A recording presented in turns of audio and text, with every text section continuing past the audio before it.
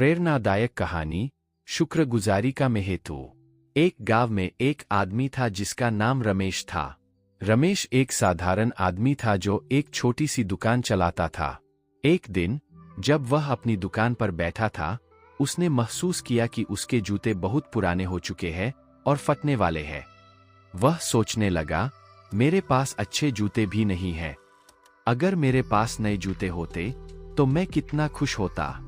वह इस सोच में इतना खो गया कि उसे आसपास की चीजों का भी ध्यान नहीं रहा। उसी समय एक और आदमी वहां से गुजर रहा था।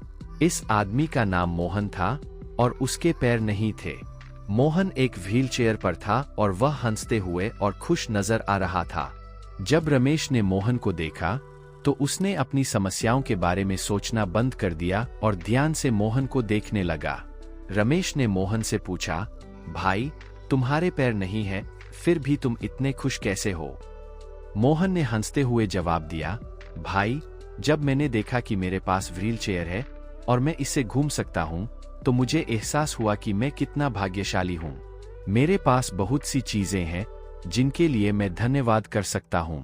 मेरे पास जीने का एक उद्देश्य है और मैं अपने जीवन से खुश हूं।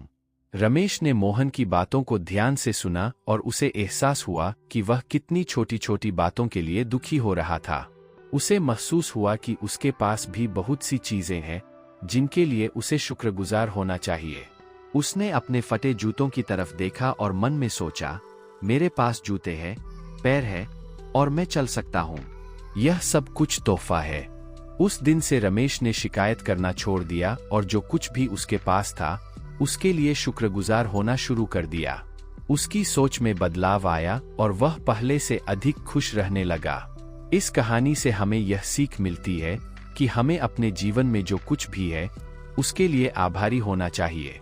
हर किसी के जीवन में कठिनाइयां होती है, लेकिन हमें हमेशा उस पर ध्यान केंद्रित करना चाहिए जो हमारे पास है, न कि उस पर जो हमारे पास नहीं है।